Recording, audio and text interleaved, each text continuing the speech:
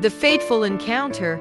A young, wealthy Hmong man named Kaob is well-educated and known for his generosity. While traveling across Laos, Kaob falls seriously ill on a remote road. He is found by a beautiful girl named Sua and her family, who are returning from their work in the rice fields. They nurse him back to health, and Kaob falls deeply in love with Sua. Grateful for their care, Kaob marries Sua soon after.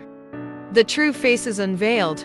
Kaob's happy marriage begins to unravel as Sua and her family's true nature surfaces. They start demanding luxury items that go far beyond their modest village life. Despite Kaob's love for Sua, he realizes that her affection is tied to his wealth, and her family consistently pressures him for more and more riches. A generous vision for the village. Using his wealth and education, Kaob envisions helping the poor village by building a school, a medical clinic, and a shelter for orphans and the elderly. His goal is to uplift the village, but Sua, his wife, complains constantly, never appreciating his good deeds. Kaob begins to question the righteousness of his actions as he faces criticism from those closest to him. Betrayal and disillusionment.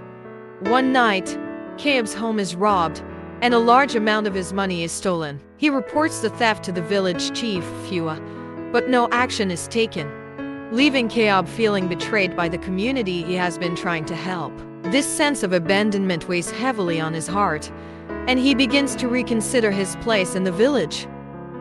The ultimate betrayal. The shelter Kaob built for the village becomes a source of tension when the villagers begin to complain about the quality of food and services. A riot ensues, and they demand that Kaob hand over the shelter's finances and control. He refuses, holding to his principles, but when he returns home, he is ambushed and left for dead folk text. Liada, the village chief's daughter, witnesses the attack from afar. She tries to intervene but is blocked by Sua and her greedy family, who have plotted to take over Kaob's wealth. A new beginning.